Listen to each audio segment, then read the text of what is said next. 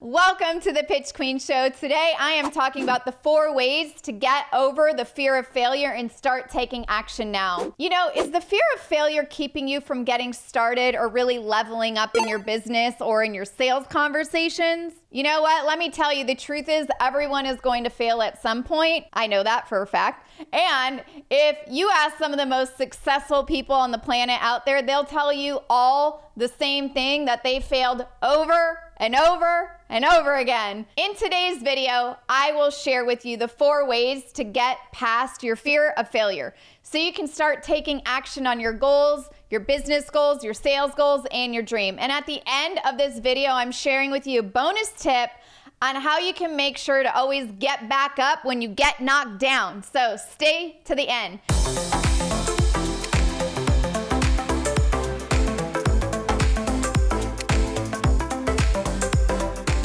For all my repeat viewers, and welcome back to my channel.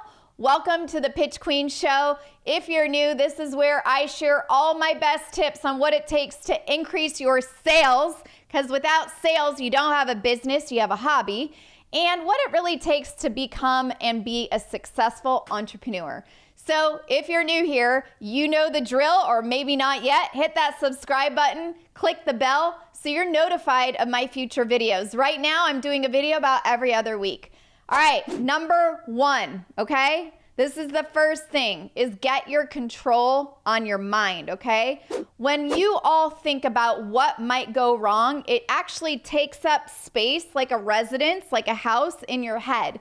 And when you think ahead and you're projecting the outcome of the future, which might not even be true, those are our negative thoughts and the fear that bubbles up inside of us in our heads and in our hearts, right? Or maybe you have that little voice chirping in your head. Have you ever had that? That says, well, Michelle, what if this client says no to me today? Or what if I don't get the sale? The longer that you spend listening to that naysayer banter in your head, that's actually going to be what's taking over that root stuff of what's going on in your head. So really start paying attention to your thoughts and the way you're talking to yourself. So the little voice in your head actually talks to you. Also think about if you're constantly beating yourself up or telling yourself that you're not good enough, or that you think about maybe something positive like you're your biggest cheerleader. What about that? You've got to start shifting into some higher quality thoughts that actually change the messaging that you're sending yourself, because life becomes way easier. It doesn't happen overnight, okay? So let me tell you that. This takes practice and this takes time. But with practice, anyone can do it. And I'm going to share a story with you about Ross. You guys might know him. He's my work husband. And I've been helping him really get past this fear of rejection, of failure, because he's been working a lot with corporations to try to get his services of teaching sales into corporations, okay? So he does corporate training, sales stuff. And he's got a long sales cycle. That's just really what it comes down to. It's not going to happen overnight. You've got to follow up. And he keeps saying, well, you know, Michelle, I sent an email last week. I haven't heard back. I'm like, well, how many times did you follow up? So the story in his head is that they don't like me. They don't want my help. They don't need my services. And I'm like, who told you that? Did they call and actually tell you that? Did they email you saying, hey, Ross, we don't need your services. We're good. We don't need your help. Or was that made up? And the little voice in his head actually made up that story. And that was the problem. So think about your thoughts you tell yourself. What are you pretending is going to happen in the future that's not even true right now? So think about that, okay? Number 2, focus on your bigger why. Your why for what you do actually has to be big enough that the little things that want to stop you dead in your tracks don't even faze you. So like with Ross, okay, I'm going to give you an example.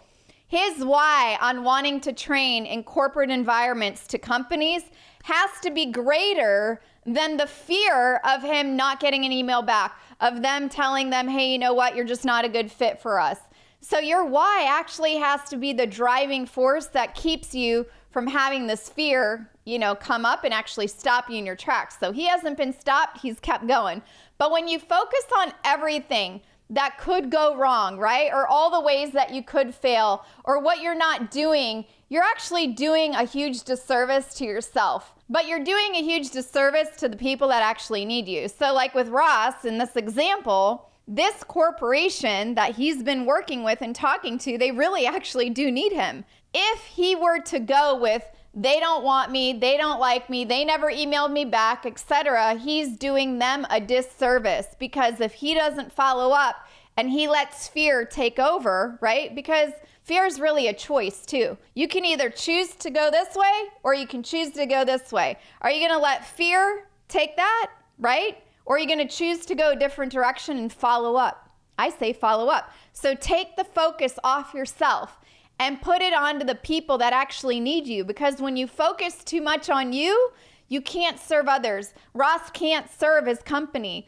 Ross can't serve the employees that are there that actually need him to increase the sales, which will help his company or his client's company increase. So think about focusing out. And not only will this shift the attitude, but it will make you feel a lot better on the inside. But it will help you be more creative. It'll help you think of new ways to maybe follow up, maybe an alternate way to generate revenue and make more money. And also allow you to help more people, because fear will stop you. And so you get to make a choice to do something different. Doesn't that seem much more important than a little failure or rejection? Because if you need to write down your big why, then I say write it on a Post-it, have it in front of you, create that vision board. Ross and I actually did a vision board for him with all the reasons why you do what you do, and put that right in front of you, front and center, because if you see it time and time again, you're never gonna lose sight of the big vision and the big why. So what's your big why? I want to know. Put it in the comments below. All right, let's go. Number 3, right? Stop thinking failure is bad. I was that person, but one of the fastest ways to get over your fear of failure is actually to redefine what failure actually means to you, okay? Most of us are brought up thinking that failure is bad. That's how I was brought up, right? That failure makes us a bad person, when really failure is actually a good thing if you can learn from the experience and continue to move forward, because that failure is basically like my $2 million MBA program. So instead of giving up and making the same mistakes over and over again, which you cannot do, ask yourself, what did I learn from this experience? And think about it. Do you typically learn more from your successes, or do you learn more from your failures?